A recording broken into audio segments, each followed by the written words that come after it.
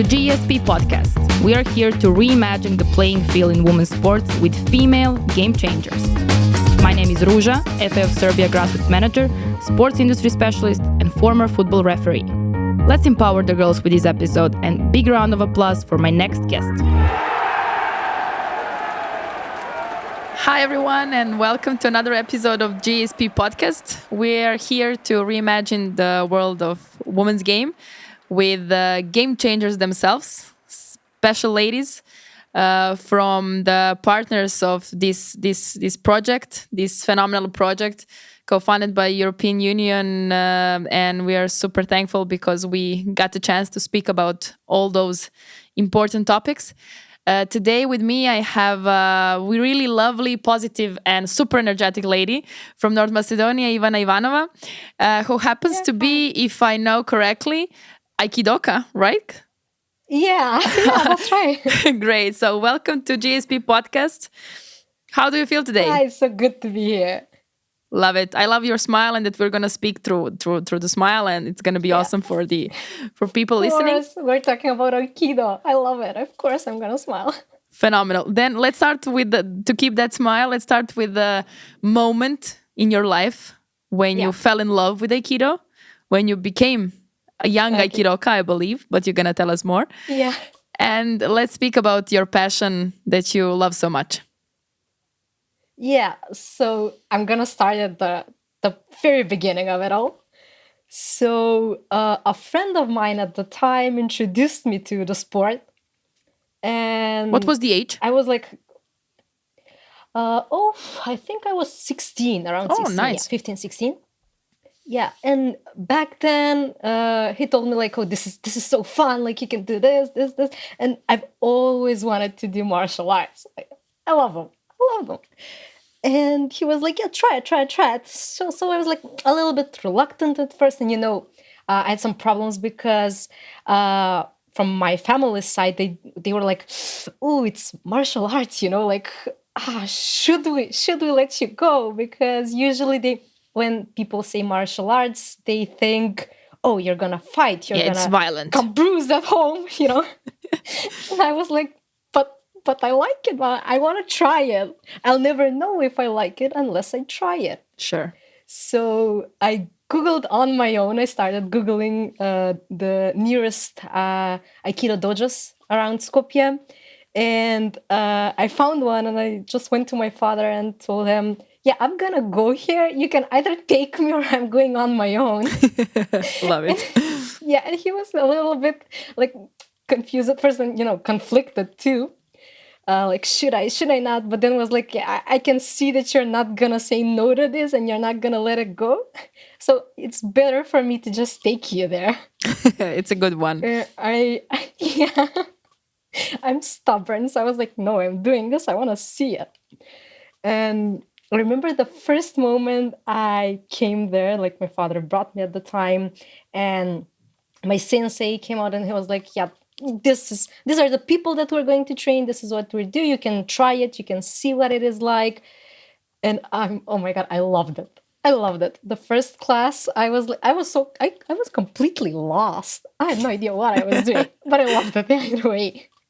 And yeah, I remember that after that, every single bone and muscle in my body hurt. Yeah, I have never before done something like those movements and falls and everything. I've never done something like that. But still, even like this might sound weird, but even that type of pain felt so good because I was doing something that I really liked. And that was the very beginning. I think it was just the very first class when I started to be like, oh my God, I love this. I am amazed by the memory you have and the way how you shared it. Like, I'm now hyped about it. But this is now the good moment to share a story of mine. I was an extremely hyperactive child, like extremely. And my mom took me when I was age of 4 to real Aikido. It's the Serbian version of Aikido. Yes, I know. And I stayed there for 9 years. So you're speaking with a fellow Aikidoka, which means, yes, I practiced real Aikido for 9 years. and I really enjoyed it the way you did, for sure. I really loved it. Unfortunately, or let's say fortunately, my sport road took me to other sports and later to Yeah. to football, where I was a referee and what was my profession and so on. But Yes. experience I got from Aikido, in terms and the core development of my body, like, and everything that comes from the martial arts is phenomenal. Like, Yes. as you said, coordination, movement, falls. So literally when you're at the ice or at the snow and you fall, you know how to fall. So this is Yes, like exactly. basic movements are coming from martial arts. And as you said, Yes. they are more discipline, and they're more than sports, let's say like that. Of course they are sports, but in the end, martial arts are really, I can say, they're teaching you life. They're teaching you movement. They're teaching you everything from physical to mental. So I do. Exactly. This is one other point that I really love about Aikido, because my body hasn't just learned, it's martial arts, of course, and you learn how to, like you said, coordination and falls and movements and muscle memory. Yes. But and also I've how to learned defend so yourself. much from it. Yes, definitely. Oh, I have so many stories about that. I'm listening. Please start. Yeah, but I'm just gonna say before that with Aikido, I haven't just learned, how to move my body, but I've learned so many things about life, like how to perceive things, how to, that thing that I always say, like being calm and everything. Yeah, I've definitely learned it from there, because personally, I'm not a calm person. So, like, Aikido has taught me to go like, wait, just breathe, think about it, then you can just move. It's a way of life, and I really love it for that, like you said. But what I was going to say about the stories. Yes, your stories about self-defending. Oh yes. Because I'm sad that people cannot see you, that can only hear you, but you look like, let's say, I will try to present you to the world. Of course, there will be your photos and everything, but in the end, let's try me to present you to the world. You look like a soft young lady, but I also believe that behind this softness, there is a hell of a warrior. Let's say like that. And I wouldn't. This is a huge compliment. And I wouldn't even try to test that, because I do know that those who look like, that you literally went out from a ballet or something like that. I mean, you look like a swan, but I believe that behind that you can literally kick somebody, and that's why I'm looking forward to hear stories about that. Yeah. See, the thing is, with my stories, nobody has ever tried anything, just because the moment when they hear like, oh yeah, I do Aikido, and they go like, oh okay then, okay. But I would never hurt you. That's like, I would never. Unless you're asking for it, let's say. Of course, for sure. But I have one story right after our nightly classes, Aikido classes. I went with some friends outside, and then we were going back home, but it was late. There were no buses, so we had to walk home. And me and my friend, we were just two girls walking, and then we met some guys and some girls, and they were like, yeah, we're walking in the same way, so like, let's all walk together. This was around the time when everything was, not that scary outside. Okay. And we were just, going, chatting, and then I remember it vividly. One guy asked me, oh, what is that backpack you're wearing? Like, what do you have in it? And I just told him, oh, it's nothing. I just finished with my Aikido practice. And I swear to God, he didn't just move away from me. He moved on the other side of the street. And I was like, what? Wait, what? I'm not doing anything. Like, come on. But it's a good thing that people are aware of your possibilities and what you can do, actually. So this is not a bad thing. But let's move a joke aside. Martial arts are really good for women in terms of self-defense. It's not for us to become witches and scream at you and try to hit you. It's for us to feel safe and protected and confident, because what Aikido gave to me is confidence. Yes, I was just going to say the exact same thing. the level of confidence it gives you, not because you can, it's not hurting someone. That you can defend yourself if, God forbid, that moment comes. Of course, even my sensei he always says that you should never enter any kind of altercation. If something happens, first thing to do is to always try and avoid it. But I can't even describe it if you haven't felt it. Yeah. The level of confidence it gives you. That's true. So that's true. But your journey later on, I mean, you stayed in Aikido, you are still super passionate about it and everything else. Yes. And I saw that you're now being some type of a coach on your way to become a sensei, let's say like that. Yes, we have... our Aikido dojo here has a young children's group. Okay. And basically it's like kids from 6 to 7 years old to 13. And my sensei, me, and another, he's also a black belt, so he's a sensei as well. We kind of teach the kids. I mean, I help them out because I'm still not, black belt. I cannot teach them. But I help them out with the kids. So we teach them, fall, some basic techniques, how to move around, because it's really so important to let the kids learn more about their body, about the movements. And it's very, very interesting to see. I've seen a lot of kids, like some of them, when you start working with them, they do the movements so naturally. You're like, wow, oh my God. Yes, I mean, kids, when they're super young, when they do squats, like regular squats, they do it perfectly. So somewhere along the way in their development, they forgot those basic moves they got as children. And then they start doing so many mistakes in the movement. Exactly. But natural. That's why they say that babies should be put in the water as soon as they're born, because it's a natural habitat for them. It's also like that with the movement. I mean, they already know how to do all the basic movements. We just destroy them somewhere on the road. Exactly. This is like, I really I have an example at this from this. One, I think it was this year maybe or last year, one kid came and he's completely new. And at the time I didn't know that he's I think 6 or 7 years old. I had no idea that he was that young. And when he started doing the movements, he did every single thing, not just the falls or some simple steps. He did everything perfectly. And I'm just sitting there like, what have you been... You can't tell me that you haven't practiced anything. Turns out he hasn't. Yeah. But he's so good. And that's I can explain, like, when you see the kids... even from that age, and if you get to experience the moment where they just grow continuously with you year by year, they get, different, they have colors in their belts.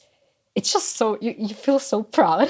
Of course, you're part of their development. I mean, at certain age, I felt from my personal experience and from experience of some of my friends, coaches were important as much as parents. Because you can tell them a lot of things that maybe you're a bit afraid to speak with your family.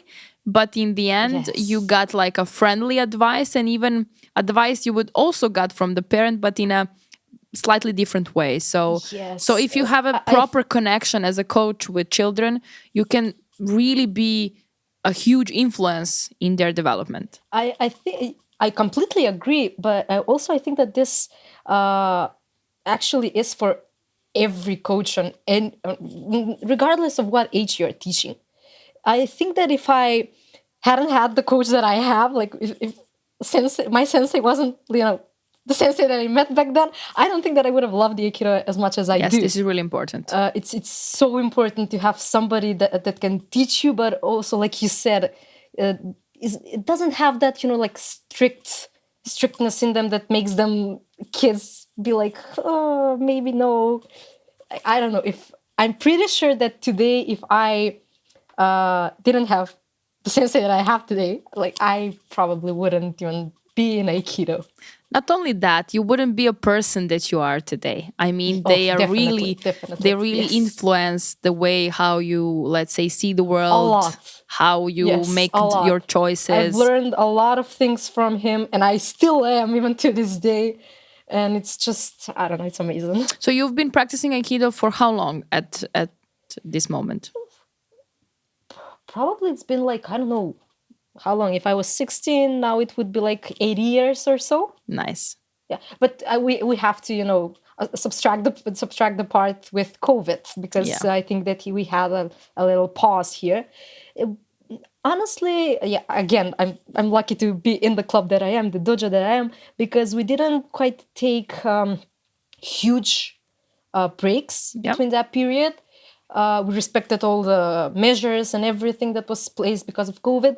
But instead of having the regular classes inside, we would just go in the city park, Nice. spread out, and everybody would be doing some exercises with bow. And it was, we managed to find some ways. Yes, and And this I is a really love that. beauty of the martial arts because it can be Yes. adapted to any situation. Yes, exactly. That's for sure. But speaking of martial arts and let's say Aikido, how do you motivate girls to come to your sport? I mean, of course, by having you as a representative and all your Yeah. colleagues and all ladies who are practicing Aikido as well, you literally show by example.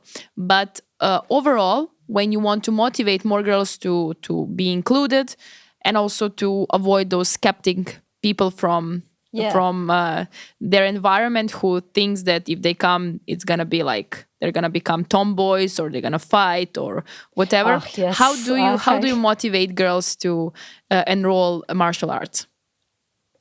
Yeah, see, today I think like today it's a bit different from what it was, because I see a lot of young girls come to our kids classes, and I love that. We just had two more girls join us like yesterday, I think. So I love that. But when it comes to motivation, I usually like, I have some friends and they were like, oh, I don't know if I could do that. Like you throw people, you fall. And I'm like, well, it's not that I always throw people. And There sometimes are other things. they fly themselves. Yeah. And this is that moment when I was like, I usually tell them my whole story, and I tell them that just try it with me together. Yes. We can try it. You can come to the classes. We can try it together, and then you can tell me if you like it, if you don't. Because not always every sport is for every person, and I completely understand that. It's okay. Maybe Aikido is not for you, but maybe you can find yourself in another martial art. Of course. Maybe you figure out that you don't like, I don't know, Aikido, but you like Jiu-Jitsu, or you like Krav Maga or something like Yes. that, and that's completely okay. But I always tell them, come, try it with me. You won't be on your own. I'm not just going like, you go and try it, and I'm gonna just sit from the back lines, like wave at you. Come, we can try it together. We can see if you like it. If you don't, like, we can talk about it later on. And if it's something that you like, yeah, we can do it together again. Yay. And if it's not, okay, let's find something that you would like that is, for me, if it's martial arts, I'm completely on your side. Whatever you need. I'm going to drive you to the place every day. Well, this is really nice, and this is a story that shows that with martial arts, for the beginning, there is no pressure, because some sports are being taken with the pressure from day one. I mean, I need to, I don't know, be part of the team, and then I need to win, and then I need to get Yes. medals, whatever. With martial arts, especially with the disciplines where we don't have that competitive part of the sport, Yeah. like let's say judo, taekwondo, or I don't know, Yes. other, or I mean karate. We have fights in karate and everything. So if we don't have that level of competition, this is something that brings you the highest level of sport, but without that stress, where actually you're competing only with yourself, not with the opponent or whatever. Yes, I think this is what mostly appeases people when I tell them like that. No, we don't have any kind of matches in Aikido, which also I don't understand because like why if there were matches and I loved it as much as I do, I would that wouldn't stop me from Of going. course. But that probably from one side that is why I also love Aikido. There are no matches that you have to win. There is nobody that you have to fight or Beat. try to be better than. Yes, try to be better than and go with that yay energy. But it's just But you still, are that trying to energy is do- in you, even though you're not practicing, which is awesome. That shows that, Okay, that yeah, you're right. Aikido calmed your temperament, which is really good thing. Oh, definitely, definitely. It's I see it as not only in our dojo. It's not only about improving yourself, but as you are improving, you help others improve. Yes. Because there is no technique that you can do on your own. Yes, of course, there are falls. Yes, you can practice the technique on your own, but it will never be the same when you're practicing it with somebody else. So you have to give the best of you, the most of you, so that the other one can learn. And then actually, you're both learning in that situation. I love that cohesion that it has. That's so well described. They should use you as ambassador. I hope they do, because the way I'm how gonna you go promote it everywhere. because the way how you're explaining it, it's phenomenal. But what about the motivation for that you have at the moment? Because there is also the side of the sport when you don't have those fights and competitions, and part of the sport where you chase the medals and chase the results. There is maybe this competitiveness that will a bit take you away from after certain age or certain time spent there, or maybe you will lose the motivation that you had while you were learning when you Yeah, reach I certain level. completely get- Like, how do you renew your motivation? I completely understand it, and I can see it. I can see that happening for a lot of people. Honestly, it happened to me. I moved to sport. Yeah, I yeah. moved to sport when I reached the level where I was like, Yeah, I understand it. yeah, I Yes. learned a lot. So now You're it's time there to and try it's something not new. it anymore. Yeah. Yes, exactly. I completely get it. For me, I think that my motivation is just my passion for the sport. I don't need those medals or just chasing some, I don't know, fights or matches or whatever, or some levels in the black belts and things. I just love it. I feel amazing when I go to the classes and we spar, we do the different techniques, and when I get to I've always loved it when I get to do, even like when I started, when I got to do the technique with somebody that was older in matter of belts and more years behind with experience. I've always loved it because oh my god, I can learn so much from them. And I think probably as I'm speaking, I'm coming to some conclusion of it, that my motivation is probably the fact that I still have so much to learn from my sensei and from all the others that are higher levels or are more experienced than me. Because definitely I've been at it, let's say 8 years, but more or less. But I have still so much to learn. And that is the thing that just makes me go like, oof, I still have like, oh my God, I don't know this, I don't know that. Then, I usually always connect those parts with like, if somebody grabs you from this side or somebody grabs you from that side, like how would that function? And Aikido is all about not hurting the other person while you're doing it. So my brain goes like, yeah, this is like, a punch here would be easier, but that would hurt the other person. So how can I move it? How can I do this? How can I do that? And then I would usually go and ask my sensei, or during the technique, I ask him and he's like, this is how. And that is probably my motivation for it. I have so much more to learn. Yes, the self-improvement is really important, and it's a really nice motivation to have in every sport. But when it comes to, let's say, what would be something maybe you would like to change, or what would be something you would like to change for girls in sports to maybe introduce them more or easier? I know that there are so many more girls coming during the years to martial arts, to sports overall, that things are changing a lot for us ladies, but in the end those changes are kind of slow, and those changes are Yes, not definitely agree. because people really believe in them. It's because it has to be like that, because we are fighting for our rights.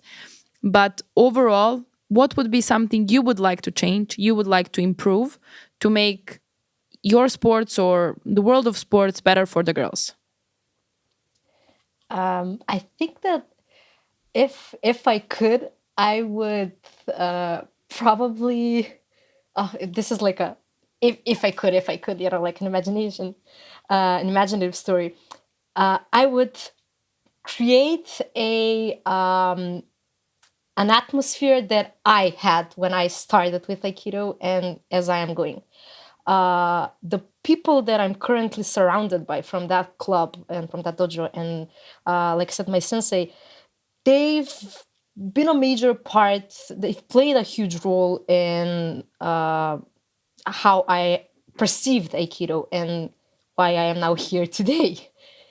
So I really wish that there was some way for me to let other people know how amazing it can be if you have that kind of surrounding. Like I've never felt any pressure to do something. I've never felt any you can't do this, you're a girl, like don't do this, you're a girl. It's always been like, can you do it? Yeah, I can. Okay, then let's see. I'll help out.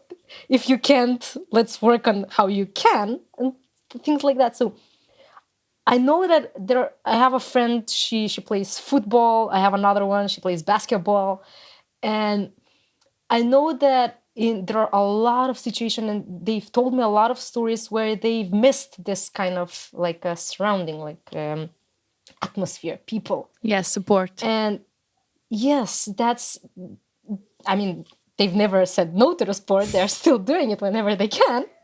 But it takes resilience. It takes, they had to be like, no, I will do it because I want to do it. There was never somebody to be like, okay, do it. Like, come with us, do it. Because that is something I've always felt. I've never been excluded from any technique or I don't know falls, because there are some tricky, let's call them falls, Yes. in which it's a bit harder to learn them. And I've seen that a lot of videos, let's say, or I've heard in a lot of situations that people are like, don't do this, because you're a girl, you can just fall, You can hurt yourself. don't do it. And then and I'm like, no. And this is why I respect the people that I am with, because my sensei has always been like, come on, let's try it, do it, try it. And even in those situations when I've been like, I don't know if I can do it, he's like, come on, you can try it and then you'll see, try it. I love the equality that we have in that dojo. And I really don't know how, but if I could, I would completely I don't know how, but make a way for people to feel that equality. This is phenomenal. This is phenomenal message and take that we have from this episode. Because it's also important when we speak about challenges, it's also important to speak about those sports and environments where we actually feel equal. So using martial arts as an environment that brings that equality is really important. But there is also one really nice thing about Aikido, and that moment where there is no competitiveness in a way like it is in other martial arts, that we have fights and so on, is that basically while doing the Aikido, you can also become whatever you want. I mean, you can have an amazing career in literally with whatever field you choose. So this means that this sport will follow your progress in other career, like, I don't know, academical career, professional career, becoming whatever you want to become. And then this confidence and stress relief that is there with Aikido the stress will relief, help yes. you progress in this other part of your life. Definitely. I agree completely. Like I said, it's helped me a lot with toning down my like jumpiness and everything. Yeah, it's a lot sometimes. It's also helped me a lot to relax, to take it easy, think more, don't act. Like think first, then act. And I definitely agree and believe that it has transferred even to other spheres of my life, to my studying, especially while I was in college. It's stressful enough, but then you go to Aikido, you exercise for a bit, you're around people that you actually like adore, and you're like, okay, it's good, it's great. Yeah, everything's gonna be good. And good. even some of the teachings, the philosophical parts of the Aikido, I've also implemented so many of them, and I still love them to this day. Your energy is this high and this contagious that I was like, literally, while you were speaking, thinking of maybe I can go back to Aikido classes. Maybe I can do it again at this age of 32. Why not? Oh my God! Yes, you definitely can. Oh my! Yes, you definitely can. When I started that first day I told you about, like half an hour ago, there was one lady that started with me together, and at the time I think she was maybe 40, something like that. And I was like, oh my God! So you don't just see boys and girls like based on sexes, but oh my God, you actually see people from different ages. We have young kids now with the kiddos, of course, but at the time I was like, you have people like me that are actually still babies, like 16, and then you have these people that are just starting the sport. And I was amazed. Yes, this also speaks about not only equality, but not having discrimination on every level. Yes. No age discrimination, no gender discrimination, no any form of discrimination within None Aikido. at all. If you wanted to try it, try it. That's what I love about it. It's for everyone, literally for everyone. That's true. Well, Ivana, I could talk with you for hours. Like, I adore your smile. Yes. I adore your energy. I adore your passion for Aikido, and I will definitely reuse this episode for many ways. Of course. To actually put this in as a great example of what passion can do to a person. I really enjoyed, and I am super thankful for you for being a part of GESP and showing how a game changer looks like. Yes, thank you so much. Thank you for inviting me. It's a huge honor, actually. When I heard about this, I was like, oh my God, yes, thank you. Phenomenal, love it.